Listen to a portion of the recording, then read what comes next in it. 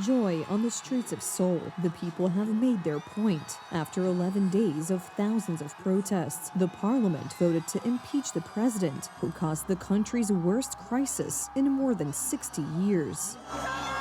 It took a while, but the politicians finally understood what the people's anger meant. Our will was to remove him from office, and that's what happened.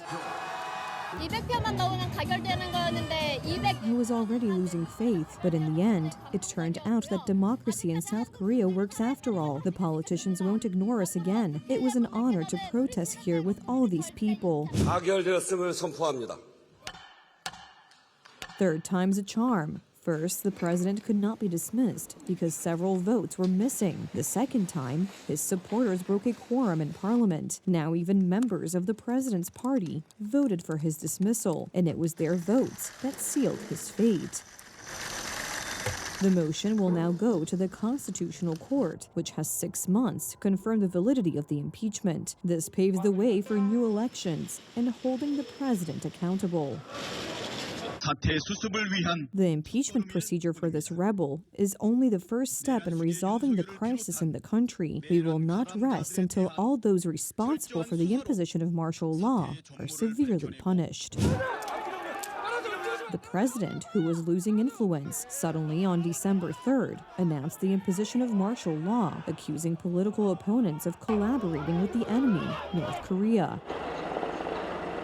There were battles in the streets between desperate people and the military, as well as the police, along with rioting in the parliament. The terrifying scenes lasted all night, and after 6 hours, the president revoked his decision. President Yoon is being suspended today. When he gets the text of this motion, then at this point he is suspended. His duties are taken over by the Prime Minister of South Korea, who is from the same party, the Conservative Party, and he will be the one to make all those decisions that the president normally makes. The first important task in his new post is to calm public sentiment. I will do my best to bring calm and stability during this difficult time. South Korea's suspended president is going on the defensive. He feels no guilt and intends to return to power. This is only a temporary break and not the end of my journey. I will never give up. I will work for my country until the very end. The president blamed his colleagues. One of them, an already arrested former defense minister, tried to take his own life in a prison cell. Everybody will find out whether President Yoon Yeol is going to stay in charge or not. But for the time being, he's stripped of his powers. So it's a very unusual situation here now in South Korea, and it's going to take weeks and months.